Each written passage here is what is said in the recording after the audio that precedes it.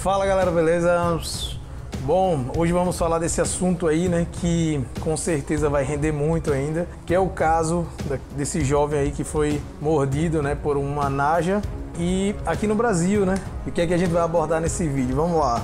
O estado de saúde dele até a gravação desse vídeo, qual espécie da naja, a ação do veneno dela, se o cara tinha ciência, né, dos riscos que corria ao criar uma serpente dessa, como ela veio parar aqui no Brasil, já que ela não é daqui, né?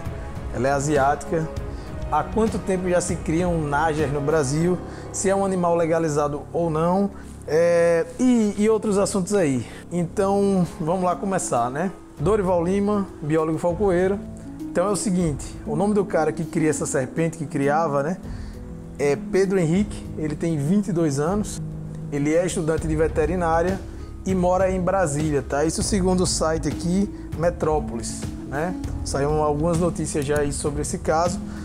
E o estado dele hoje tá, segundo o site também, é um estado grave, né? Estado grave de saúde, onde ele não teve uma reação boa ao antiveneno, que veio de São Paulo, né? Do Instituto Butantan, e foi levado até Brasília para que ele pudesse fazer o tratamento. Então ele está, no momento que eu estou gravando esse vídeo, ele está em coma, induzido, porque ele teve reação, não respondeu bem ao soro. Para quem não sabe, não existe soro para naja, porque não existe naja no Brasil. Então, o único instituto que tem, para a sorte do cara, é o Butantan, né?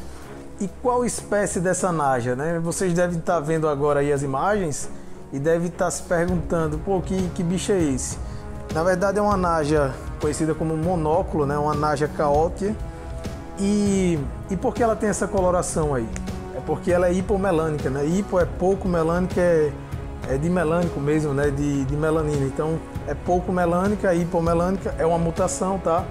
E agora, se você estivesse perguntando por que ela não tem aquele carpelo, né? Que ela abre, que muita gente pensa que é uma orelha, enfim, aquela dilatação dorso ventral que ela faz, que é justamente para intimidar as presas. Na verdade, ela tem sim. Só que a naja, ela só faz aquilo para intimidar, quando ela se sente vulnerável, quando ela acha que o predador vai fazer alguma coisa com ela abre o carpelo para parecer maior e aí tentar afugentar aquele possível predador. E no caso dessa, a gente conseguiu uma foto dela aí na mão do cara, né? Inclusive com o carpelo aberto, né? Com esse achatamento do dorso ventral. A ação do veneno do bicho, né? A ação do veneno dessa espécie.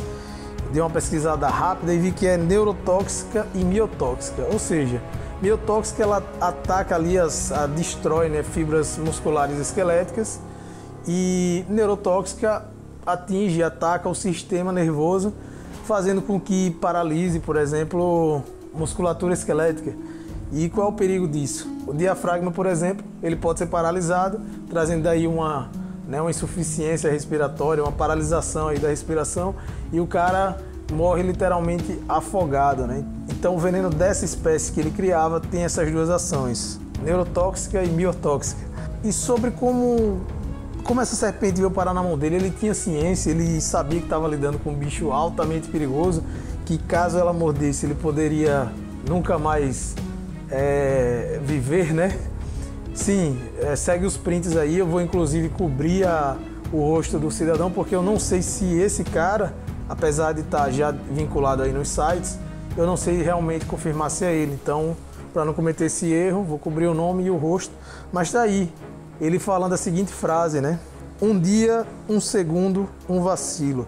Ou seja, ele tinha ciência, isso aí ele estava se referindo a um post, né, de alguém que manuseou uma naja e se deu mal. Então ele colocou isso e ele realmente cometeu um vacilo absurdo, né, que é fazer esse manuseio com a mão livre, né? Então, como já foi falado aí por diversas pessoas, geralmente quem trabalha com serpentes peçonhentas, mesmo com protocolo, com todo cuidado, muitas vezes acaba se acidentando. Imagine o cara sem experiência nenhuma, até onde consta aí, ele criava só corn snake e rat snake, né? No caso, a Pantherophis gutatus e as Elaphis, e que são bichos totalmente inofensivos. E aí passa para uma naja para manusear ela livremente. Então era certo que ia acontecer isso, né? Enquanto eu falo, vou até deixar alguns acidentes aí de pessoas no mundo. E o pior de tudo para ele para esse caso, algumas pessoas vêm fazendo isso no Brasil. Vocês já devem ter visto, né? O cara manuseando cascavel, jararaca, e muitas vezes pessoas esclarecidas. Só que acaba fazendo porque dá views, né? Chama atenção, mas ainda que seja ruim a gente fazer isso, manusear sem nada, se tratam de espécies nativas, né? Então, se você for picado por uma jararaca, você vai no hospital aí da sua cidade que faz esse tipo de tratamento, e pode ser que você seja salvo com antiveneno, né? Pode ser que você não tenha uma reação boa também, claro. Mas na maioria dos casos é salvo. Mas no caso de uma naja, não. As chances de sobreviver são mínimas porque não tem um soro. A sorte desse cara, como eu falei no início, foi que, pelo que a mídia está colocando aqui, ele conseguiu, o Butantan enviou, né, soro para lá. Soro deve ser antielapídico, né? Para quem não sabe, as najas são da mesma família da nossa coral verdadeira, né? As microros. Mas vamos lá que tem coisa interessante aí por vir. Então, como essa serpente veio parar no Brasil? Como é que esse cara tava com uma naja, né? Muita gente se surpreendeu aí, né? Talvez não seja do hobby. Então, todo mundo que cria animais silvestres, que está envolvido, acaba conhecendo um ao outro, e às vezes tem um conhecido do conhecido, né? E esse cara é um deles. Então, assim, há muitos anos já que a gente sabe que traficantes aí trazem najas ilegais, não só najas, víbora do Gabão e outras serpentes altamente peçonhentas para o Brasil de forma ilegal, tá? É navio, avião, ninguém sabe, né? Eu acredito que já deve ter muita investigação sobre isso, porque são várias espécies. Então não é de hoje. A gente participava de um fórum, né, de criação de animais, e lá já de vez em quando alguém postava, ó, soube que tem uma naja aí que tá com fulano. Então não é de hoje, isso é muito antigo. Aí anos 2000 e alguma coisa, já tinha gente criando naja aqui no Brasil, talvez até antes, né? Afinal de contas, eu lembro quando eu fui no Butantan quando era criança e tinha já uma naja lá. Não estou dizendo que essa foi de apreensão, mas tinha lá, vai saber. Então, assim, é possível ter uma naja legal no Brasil? Não, a resposta é não. Se for pessoa física, como era o caso dele, criando uma naja, não é possível. E se for uma pessoa jurídica querendo abrir um criadouro para extrair veneno de, por exemplo, alguma espécie exótica, né, peçonhenta, seja de dentição proterógrafa, como as najas ou solenógrafas, vai enfrentar uma dor de cabeça absurda, burocrática, e com certeza vai ter que ter um antiveneno, então não vale a pena. É um negócio que eu acredito que não vale a pena. Então esse cara trouxe ilegalmente. Quem cria qualquer serpente peçonhenta no Brasil, como pessoa física, seja serpentes brasileiras ou serpentes exóticas, é ilegal, tá? Então foi parar na mão dele por alguém que conseguiu importar, trazer para o Brasil. E qual o grande problema disso, de trazer uma serpente dessa? Justamente a falta de soro, né? Se for picado, não vai ter soro. Nesse caso dele eu já falei, foi sorte. Mas além da ilegalidade, o cara tem esse problema de estar muito perto da morte caso vá lidar com um animal desse e seja picado ou mordido. E como é que ele foi, para vocês entenderem, como é que ele foi mordido? Ele foi alimentar ela e ela picou a mão dele, mordeu? Não, ele estava fazendo freehand, mãos livres, né? Ficar manuseando o animal com as mãos, como eu bem falei. Algumas pessoas vêm fazendo isso com serpentes peçonhentas, porque sabe que chama atenção. E aí, fazendo isso, acabou que ela simplesmente abriu a boca e mordeu, não tinha nem o que ela fazer, né? Então ele foi picado dessa maneira, tá? Foi mordido dessa maneira. Agora vamos para a grande questão desse vídeo, que é: o que é que isso pode afetar? Essa pergunta aí vai para quem quer criar animais silvestres ou exóticos.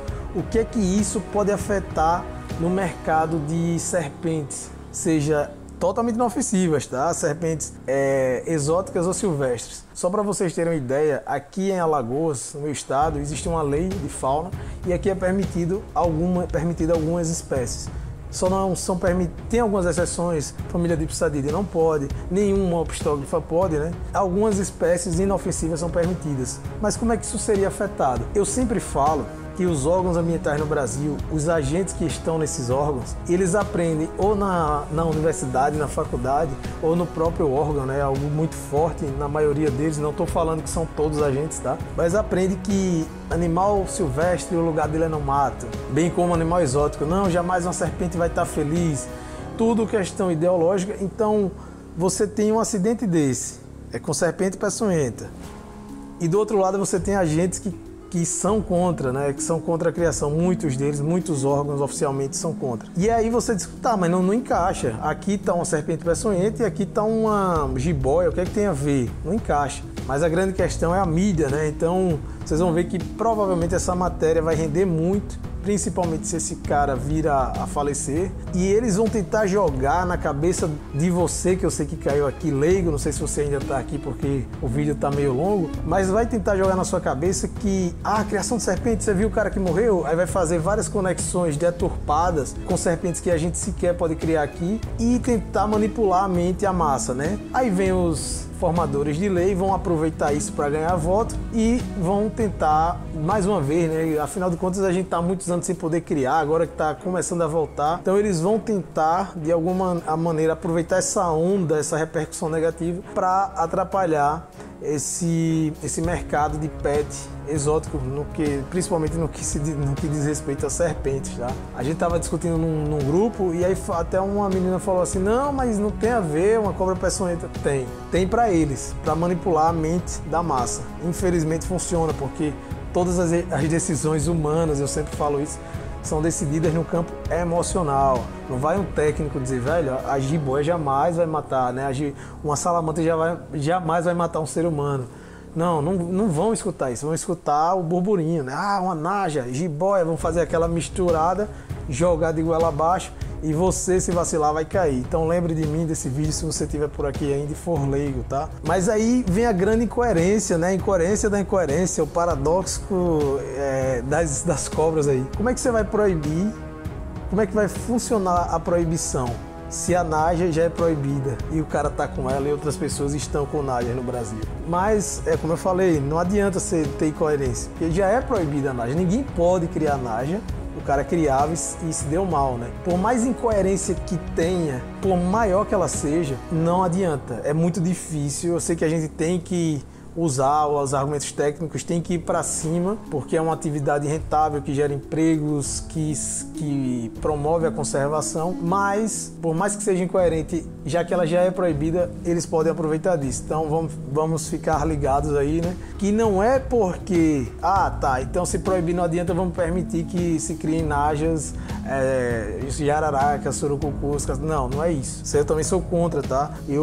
Para pessoa física, não vejo sentido nenhum. Eu gostaria de ter algumas serpentes peçonhentas, né? Para ter ali no vivário, para admirar, mas eu tenho ciência que para isso se tornar possível, iriam se criar tantos termos que se tornaria inconstitucional, né? Tantas burocracias, tantos impedimentos que não funcionaria.